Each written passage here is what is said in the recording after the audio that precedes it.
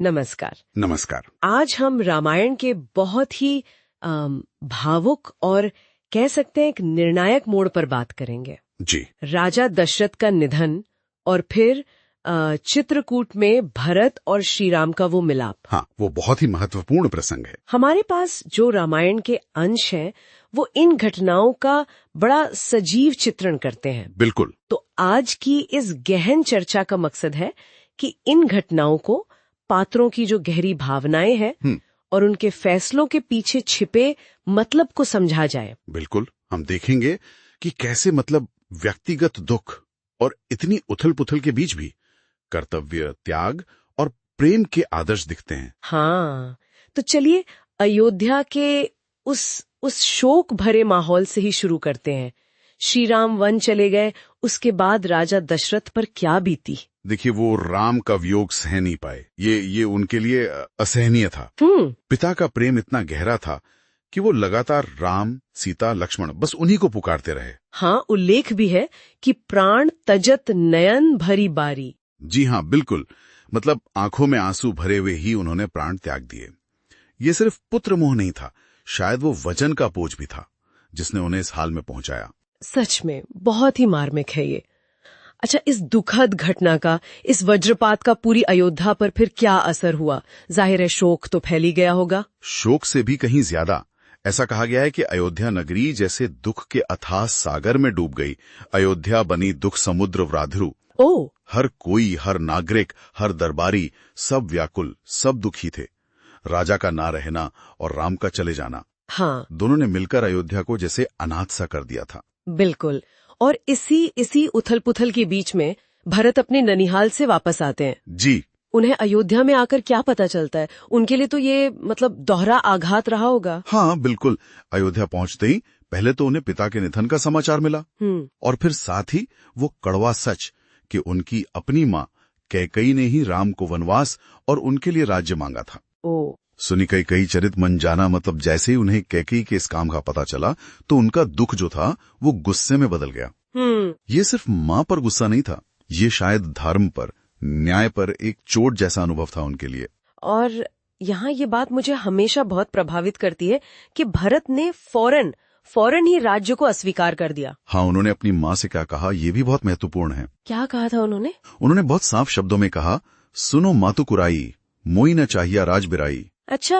हे कुटिल माँ, मुझे अन्याय से मिला राज्य बिल्कुल नहीं चाहिए। अरे वाह! उन्होंने तो यहाँ तक कह दिया कि अगर राम वापस नहीं आए तो वो भी प्राण त्याग देंगे। ये सिर्फ भाई का प्रेम नहीं था, नहीं, ये उनकी धर्मपरायणता थी कि अधर्म से मिला सिंहासन उन्हें स्वीकार नहीं। सही कहा। अच्छा, तो राज्य ठुकराने के बाद भरत रुके नहीं, उनका अगला कदम क्या था? उन्होंने तुरंत फैसला किया कि राम को वापस लाना ही होगा। चल पड़े। हाँ, सब चित्रकूट की ओर चल पड़े। जैसा वर्णन है, गुर्जन संगी बन मार्ग धाये, गुरुजनों और नगरवासियों के साथ वो वन के रास्ते पर निकल पड़े राम को मनाने के लिए। और फिर चित्रकूट में वो क्षण आता है जिसका शायद सबको इंतजार था, राम और भरत का मिलन। हाँ, ये सुनकर ही रोंगटे खड़े हो जाते हैं। भरत ही देखियो रामु स्नेही, कैसा था वो मिलन? वो दृश्य शब्दों में बताना मुश्किल है। जैसे ही वनवासी वेश में राम ने धूल से सने भरत को देखा, दोनों भाई बस दौड़ कर एक दूसरे से लिपट गए।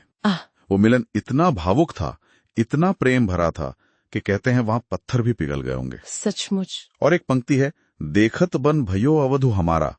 उस पल में वो जंगल भी अयोध्या जैसा लगने लगा। क्या बात है! भाइयों का ऐसा प्रेम सच में अभूतपूर्व था। और मिलन के बाद फिर जाहिर सी बात है भारत ने राम से वापस अयोध्या चलने की विनती की होगी। हाँ, कहा चलऊ चली घिरे, लेकिन राम। हाँ, राम तो अपने वचन से बंधे थे। बिल्कुल।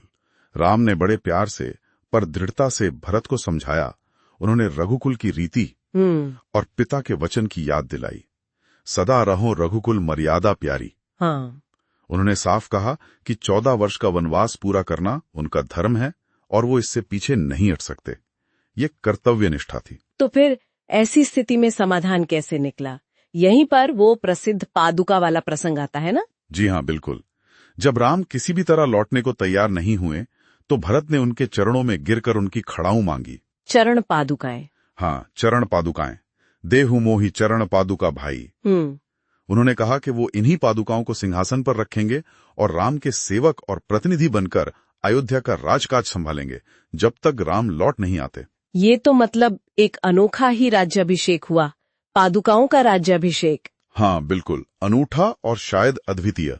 तो ये थी राजा दशरथ के देहांत से लेकर भरत के राम मिलाप और फिर उनकी पादुका लेकर अयोध्या लौटने तक की कहानी। इसमें कर्तव्य, भाई का प्रेम, त्याग, वचनबद्धता, कितने गहरे संदेश हैं। सचमुच। और ये प्रसंग हमें सिखाता है कि कितनी भी कठिन परिस्थिति हो, हाँ, सिद्धांतों पर टिके रहना कितना जरूरी है। भरत का त्याग देखिए, राम की वचनबद्धता देखिए, हाँ, दोनों ही प्रेरणा देते हैं। बिल्कुल। पर जैसा हम जानते हैं, कहानी यहाँ खत्म नहीं होती। नहीं, बिल्कुल नहीं। इसके बाद राम पंचवटी की ओर बढ़ते हैं। अच्छा। फिर वहाँ शूर्पणखा का आना, हाँ, खरदूषण वध, और फिर वो घटना जो रामायण को एक बिल्कुल नया मोड़ देती है, सीता जी का अपहरण और जटायु का बलिदान। जी, यहीं से अरण्यकांड की असल शुरुआत होती है। सही कहा। और श्रोताओं के लिए शायद यहीं एक विचार छोड़ सकते हैं, हाँ, कि ये सोचें कि चित्रकूट के इस मिलन के बाद की जो घटनाएं हैं, खासतौर पर सीताहरण, वो कैसे पूरी कहानी की दिशा बदल देती हैं और आगे जो बड़ा संघर्ष होना है उसकी नींव रखती हैं। बिल्कुल सोचने वाली बात है।